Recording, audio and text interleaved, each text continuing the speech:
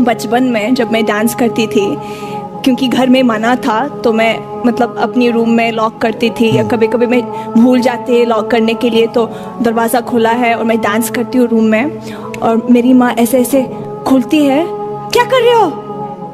Nothing, कुछ नहीं, बाल कर रही हो, मेकअप कर रही हो। दरवाज़ा बंद करती है। 2 मिनट के बाद नोरा नोरा ऐसे ऐसे कर, क्या कर रही है?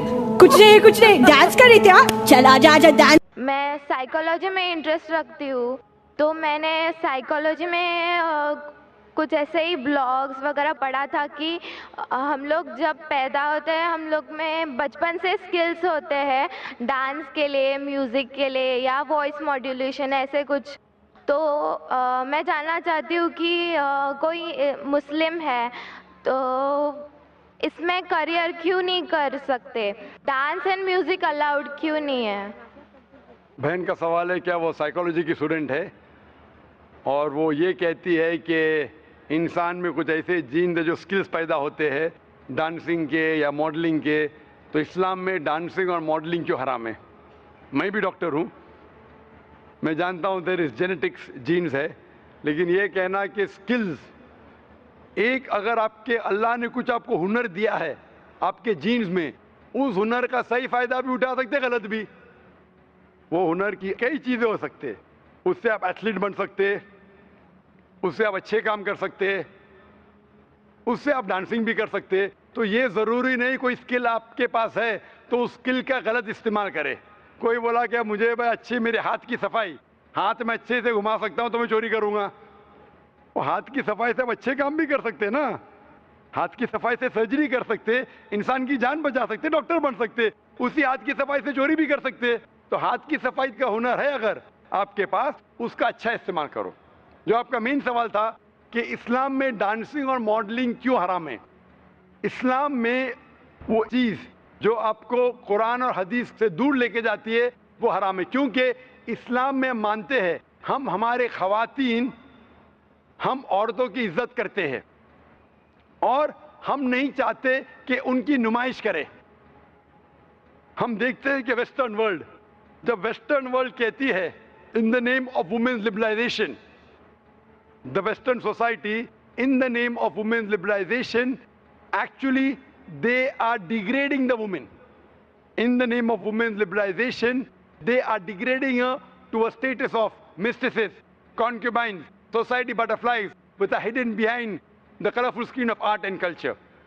Western society कहती है कि हम ख़वातीन को बढ़ावा देते हैं, उनकी इज्जत करते हैं। वो उसूलन क्या कर रहे हैं?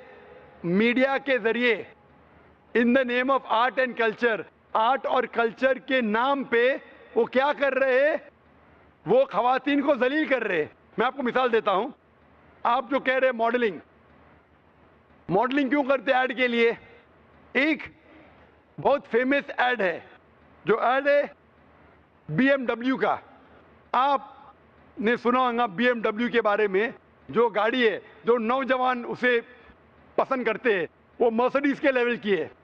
मर्सिडीज का स्टेटस है, BMW का भी इक्वल स्टेटस है, लेकिन नौजवानों के लिए वो फास्ट गाड़ी है, उसका पिकअप बहुत फास्ट है।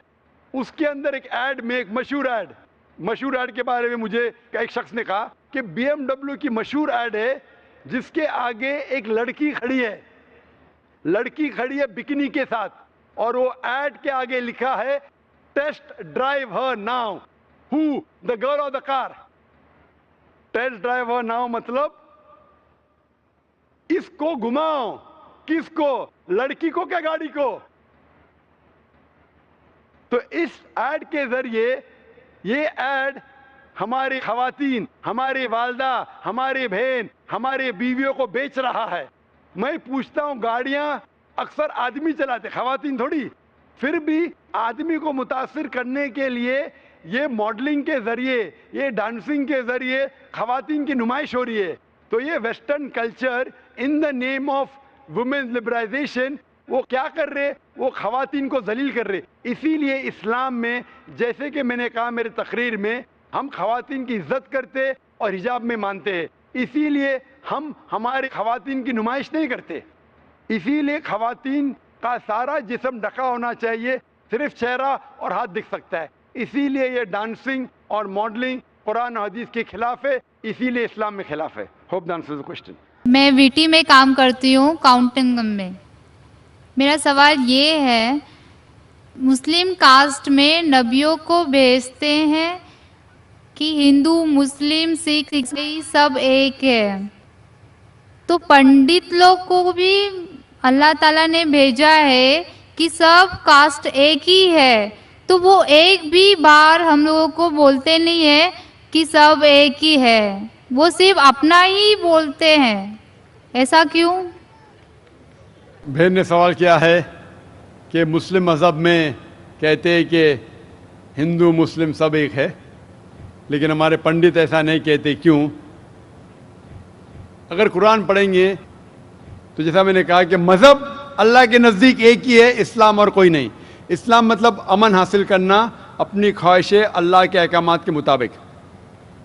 لیکن قرآن مجید میں لکھا ہے سورہ حجرات میں, سورہ نمبر 49 چیپٹر 49 ورس نمبر 13, یا ایھا الناس انا خلقناکم من ذکر و انثی وجعلناکم شعوبا وقبائل لتعارفوا ان اکرمکم عند اللہ اتقاکم ان اللہ علیم خبیر, کہ اے انسانوں ہم نے تمہیں بنایا ہے ایک پیر سے, ایک جوڑے سے, آدمی اور عورت کے جوڑے سے, اور آپ کو تقسیم کیا ہے قبائل میں تاکہ آپ ایک دوسرے کو پہچان سکے, نہ کہ آپ ایک دوسرے سے نفرت کریں.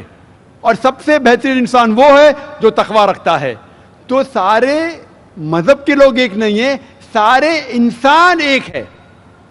ایک انسان دوسرے انسان سے اونچا دولت کی وجہ سے نہیں ہے, جنس کی وجہ سے نہیں ہے, عمر کی وجہ سے نہیں ہے, پیسے کی وجہ سے نہیں ہے, لیکن ہے تقوی کی وجہ سے. تقوی مطلب پائٹی, رائچسنس. جس کو اللہ سبحانہ و تعالی کا زیادہ خوف ہے, جو اللہ سے زیادہ قریب ہے, وہ انسان اونچا انسان ہے. نہیں تو سارے انسان یکساں ہے.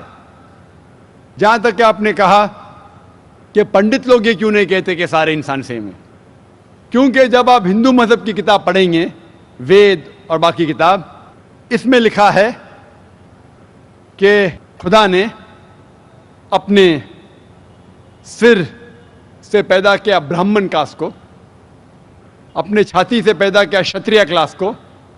برہمن مطلب لرنڈ کاسٹ, ودوان کلاس. شتریہ مطلب وارڈیئر کاسٹ, سولجرز. اور اپنے تھائی سے, اپنے جانگ سے یا اپنے پیٹ سے پیدا کیا ویشاس, بزنس کلاس. اور اپنے فیٹ سے, پیر سے پیدا کیا شودرا. اور یہ کاسٹ سسٹم جو لکھا ہے آپ دیکھیں گے منوسمرتی میں ہے, وید میں ہے, یہ اس میں مانتا نہیں ہر ہندو. کیوں؟ کیونکہ یہ انسانیت کو تقسیم کرتا ہے. ہمارے اسلام میں سارے انسان, چاہے گورا یا کالا, امیر یا غریب, راجا یا فقیر, اللہ کے نزدیک انسان یکساں ہے. اونچا تب ہوتا ہے جب تقوی زیادہ ہے تو اور اچھا انسان ہے. تو ہم مانتے ہیں کہ پیسے سے یا رنگ سے یا جات پات سے انسان جنت میں نہیں جا سکتا ہے. اس کے بارے میں اور اگر آپ چاہتے ہیں تو آپ میری تقریر سنو, ہندو مذہب اور اسلام میں یکسانیت, اور اس کے بارے میں اور ڈیٹیلز میں کہا regarding caste system. Hope that answers the question sister.